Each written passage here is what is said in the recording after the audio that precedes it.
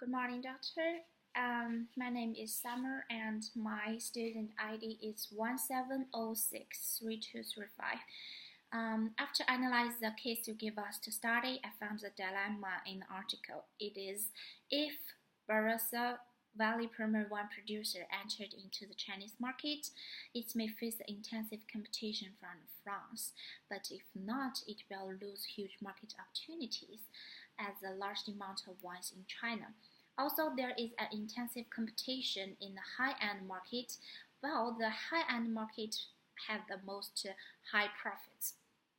First of all, I use PESTEL analysis to analyze the macro environment situation for the market, for the Chinese market, and then I'm gonna use the Porter's 5 forces analysis to analyze the micro business environment. As for the PESTEL, the political environment is stable in China, and China has become the largest economy in the world, and China has a long history of drinking wines. In recent years, the infrastructure is developing quickly in China. But however, the legal environment and legal regulations have huge differences. For example, the corruption level is serious in China, and the lack of the awareness of environmental protection is also one of the biggest problems.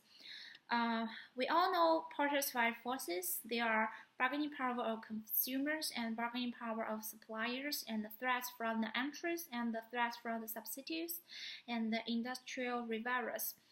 Consumers do not have preference for the Australian wine in China, so the bargaining power of suppliers is high, and suppliers are fruit and the crop raw material producers for produced wine, so they have only low bargaining powers, and the foreign wine producer has abundant experience, so the threats from the new entries are of the high level, and there are no close substitutes of wines, so it's low. And the industrial rivals are very insensitive. Based on the above analysis, it can be found that the key challenges to enter into the Chinese market include the high duties, the counterfeit problems, and the high bargaining power of suppliers or consumers, and the intensive industrial rivals. The advantages in Chinese market include the high level of demand due to the rapid economic development and the long history of drinking wines. So I give them the 3 alternative strategies.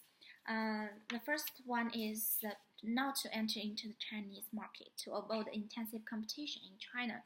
And another possible strategy is to enter into the low market in China.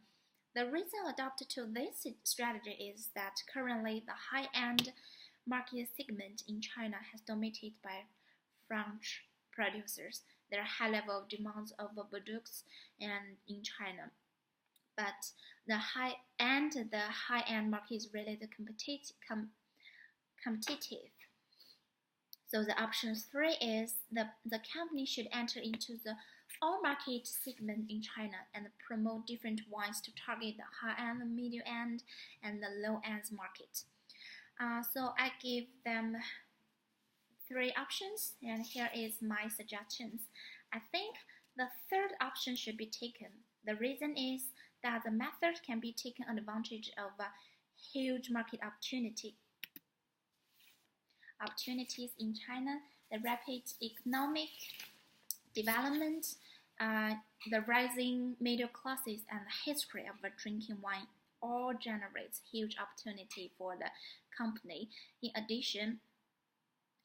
conclusion, the report is aimed to analyze how Barossa Valley premium wine producers can win the global market. This case study shows that there are high opportunities in China, while there is still also intensive competitions.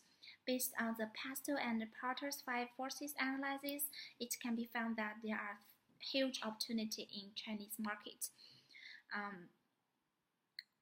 After I gave them the 3 options, I think the third is the best option for them. So that's all. Thanks for listening.